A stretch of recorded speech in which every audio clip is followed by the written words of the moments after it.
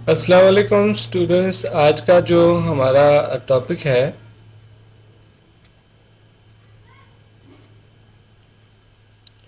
वो है theories and experiments related to structure of atom. Atom किस चीज़ से बना हुआ है और वो चीज़ें कब डिस्कवर हुई, किसने बनाई, किसने डिस्कवर की, कब डिस्कवर की, ये चीज़ें हम पढ़ेंगे। एटम सब एटॉमिक पार्टिकल से बना है जिसमें इलेक्ट्रॉन, प्रोटॉन, न्यूट्रॉन है। इलेक्ट्रॉन एटम के आसपास घूम रहा होता है, न्यूक्लियस के आसपास घूम रहा होता है और न्यूक्लियस में फिर प्रोटॉन और न्यूट्रॉन्स होते हैं। अब प्रोटॉन कब डिस्कवर हुआ, इलेक्ट्रॉन कब डिस्कवर हुआ, न्यूट्रॉन कब डिस्कवर हुआ, आज के इस वीडियो में, इस सेशन में हम यही पढ़ेंगे। उसमें पार्ट 1, पार्ट 2 और पार्ट 3 में हम टोटल कवर करेंगे। ठीक है। सबसे पहले एक ग्रीक फिलोसोफर था जिसका नाम डेमोक्राटस था। उसने एटम का कॉन्सेप्ट दिया। उन्होंने कहा कि सारा का सारा जो मैटर है वो एक छोटे से ज़रे से बने हुए हैं, उस ज़रे का नाम मैटर है।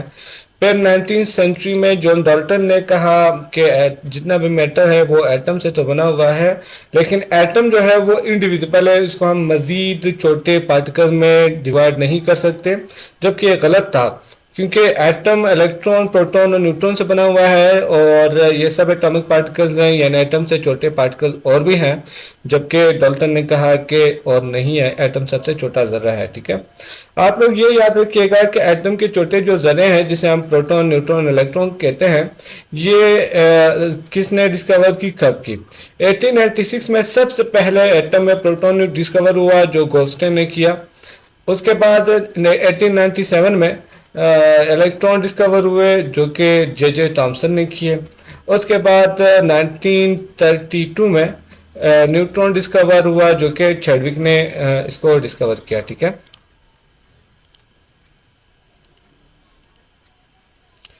अच्छा, उसके बाद सबसे पहले 1895 में, आज हम डिस्कवरी ऑफ इलेक्ट्रॉन पढ़ते हैं। पहले प्रोटॉन डिस्कवर हुआ था, उसके बाद इलेक्ट्रॉन, पर हम आज पहले इलेक्ट्रॉन पढ़ते हैं। इलेक्ट्रॉन जे जे थॉमसन ने 1897 में डिस्कवर किए थे, जबकि उससे पहले 2 साल पहले विलियम क्रूक ने एक एक्सपेरिमेंट किया था। उस एक्सपेरिमेंट में उन्होंने कुछ रेज डिस्कवर किए थे, उस रेज को उन्होंने कैथोड रेज का नाम दिया था।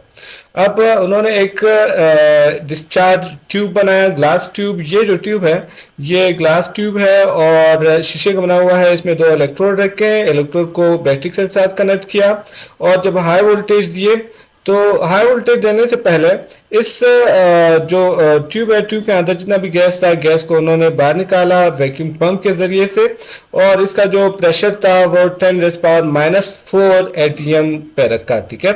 फिर उन्होंने जब हाई वोल्टेज दे दिए तो कैथोड से कुछ रेज निकलने लगी और एनोड की तरफ जा रही थी, तो विलियम क्रूक ने इन रेज को नाम दिया कैथोड रेज।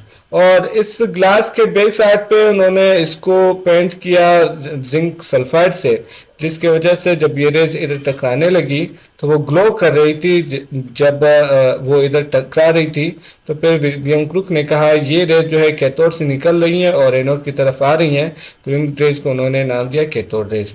उसके बाद इसी कॉन्सेप्ट को यूज करते हुए जे जे थॉमसन ने 1897 में 2 साल बाद इन कैथोड रेज के प्रॉपर्टीज को पढ़ा और फिर इनको नाम दिया इलेक्ट्रॉन। उन्होंने यही एक ग्लास ट्यूब बनाया, ग्लास ट्यूब में कैथोड एनोड रख के, इसके अलावा उन्होंने मजीद 1-2 चीज़ों की एडिशन कर दी इनके प्रॉपर्टीज़ को पढ़ने के लिए। जब उन्होंने कैथोड एनोड को एक हाई वोल्टेज बैटरी के साथ कनेक्ट किया और यहाँ पे उन्होंने हाई वोल्टेज दे दी, तो कैथोड से रेज निकलने लगी और एनोड के सुराख से जाते हुए, पास होते हुए सामने ग्लास ट्यूब पे लगने लगी। ठीक है। उन्होंने सबसे पहले ये देखा कि ये जो रेज हैं ये स्ट्रेट ट्रेवल कर रही है।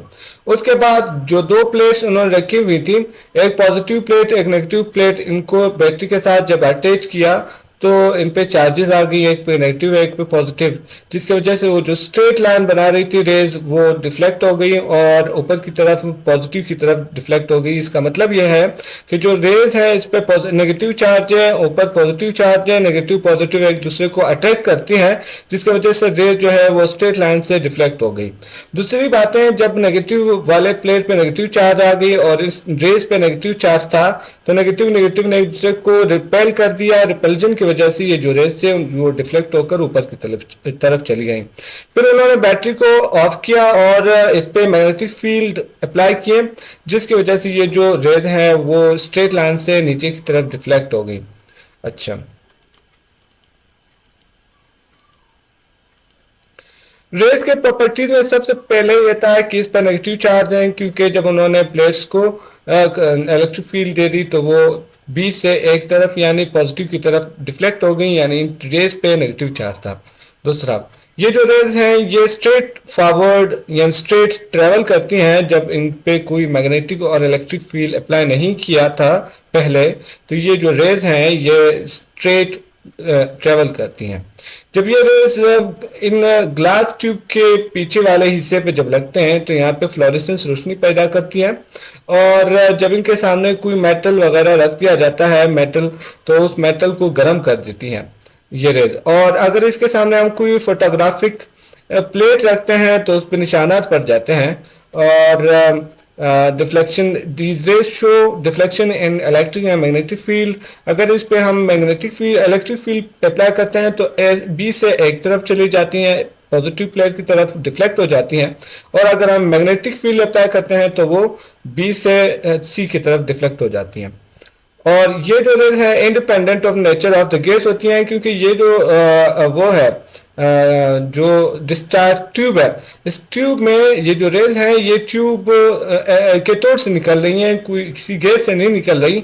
तो इस ट्यूब में जो भी गैस हो उस पर डिपेंड नहीं करता कैथोड पे, और पीछे जो हाई वोल्टेज बैटरी लगी हुई है उस पर डिपेंड करती है। जितना वोल्टेज ज्यादा उतनी रेज ज्यादा होंगे। ठीक है। Cathode rays have constant charge to mass ratio.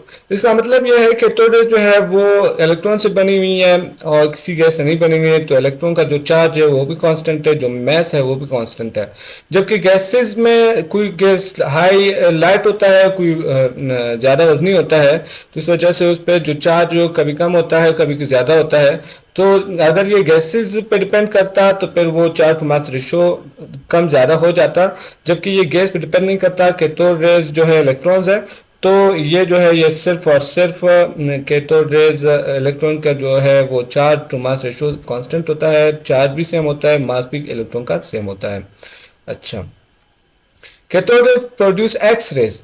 अब जो रेज हम कहते हैं जो भी चीज ट्रेवल करता है वो एक वेवलेंथ, खास वेवलेंथ में ट्रेवल करता है। उस वेवलेंथ का रेंज कितना है इसको हम देखते हैं। जो एक्स रेज का जो लेंथ है, कैथोड रेज का लेंथ भी वेवलेंथ जो है वो भी उसी रेंज में आता है, एक्सरेज के रेंज में आता है। इसलिए हम कहते हैं कि जो कैथोड रेज है वो एक्सरेज भी पैदा करती है।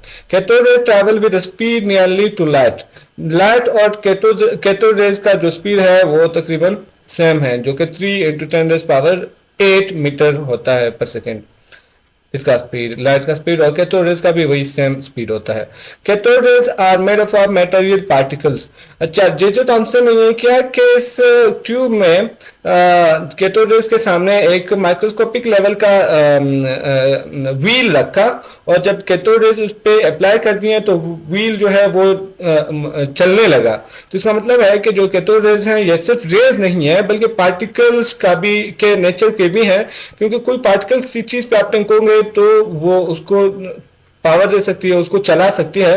तो जो व्हील जब चलने लगा तो इससे पता ये चला कि ये जो कैथोड रेज हैं ये सिर्फ रेज नहीं है, ये पार्टिकल नेचर के भी हैं। इसके बाद जब अगर हम इस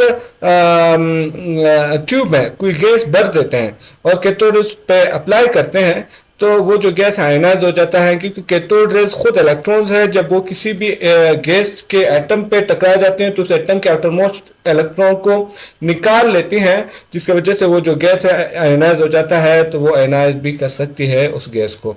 यानी ये एक गैस है X2, जब इसमें मैंने कैथोड रेज अप्लाई किए तो उससे इलेक्ट्रॉन निकल गए, 2 इलेक्ट्रॉन, वो खुद आयनाइज हो गया। इसके अलावा आप लोगों का कोई टॉपिक हो जो आप लोगों को समझ ना आता हो या इसमें कोई क्वेश्चन हो, आप लोग मुझे कमेंट में बता सकते हैं। प्लीज़ मेरे चैनल को सब्सक्राइब कर दें, लाइक कर दें और